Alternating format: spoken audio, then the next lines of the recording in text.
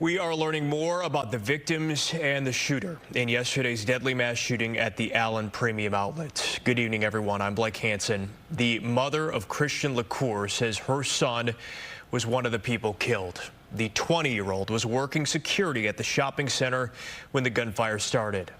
Medical City Healthcare said they are continuing to treat 8 other patients. At our last update, 3 remained in critical condition. The rest are in fair condition. Amazing grace, how sweet the sound. Tonight, people gathered outside the mall. It was an impromptu vigil to honor the lives of the 8 innocent people killed in the shooting. It happened in an area where earlier today an artist constructed crosses for each of the victims. Fox 4's Peyton Yeager joins us live from Allen with the latest on the investigation. Peyton. Blake, and Texas DPS is the lead agency in this investigation, but the agency did not offer any on-camera press briefings today, one day after the mass shooting where reporters could ask questions. We know some victims are still in the hospital this evening, including at least 1 child. And we ask for healing for the brokenhearted. Hundreds of community members attended a prayer service Sunday evening at Cottonwood Creek Church as the city continues to grieve the lives lost. A host of politicians was there as well, including Texas Governor Greg Abbott. The church is less than 2 miles from Allen Premium Outlets, still a crime scene from Saturday's mass shooting that killed 8 people and injured 7. President Biden confirms some of the 8 killed were children. Stuffed animals were seen tied to crosses outside the mall Sunday. The family of Christian LaCour confirms to Fox 4 the 20-year-old from Farmersville in Collin County was among those killed. LaCour's mother says he was working as a security guard at the shopping center at the time of the shooting. According to the city of Allen, 3 surviving victims are in critical condition.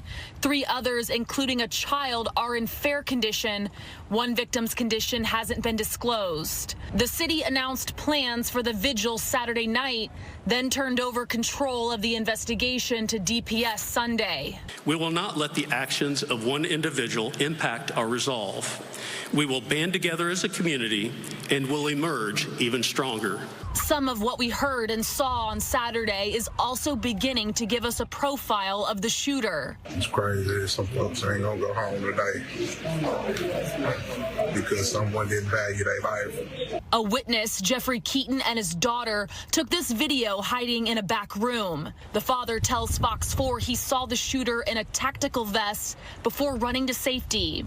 That shooter, now identified by DPS as 33-year-old Mauricio Garcia of Dallas, was killed by a police officer working a nearby call. It just still sends a chill down your spine knowing that the person who would commit such a horrific crime like this, lives 5-6 houses away. Fox 4 visited Garcia's listed address Sunday morning.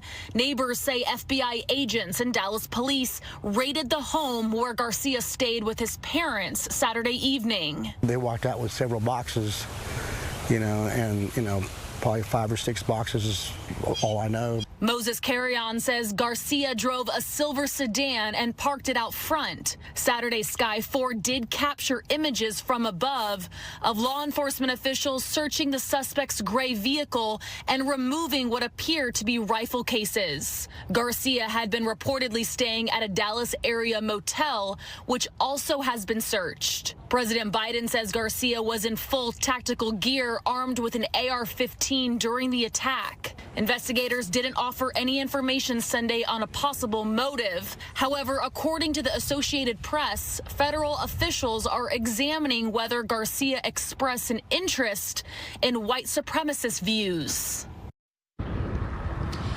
And the process of shoppers retrieving their vehicles here on the property, that process is still going on this evening, even though the mall is closed.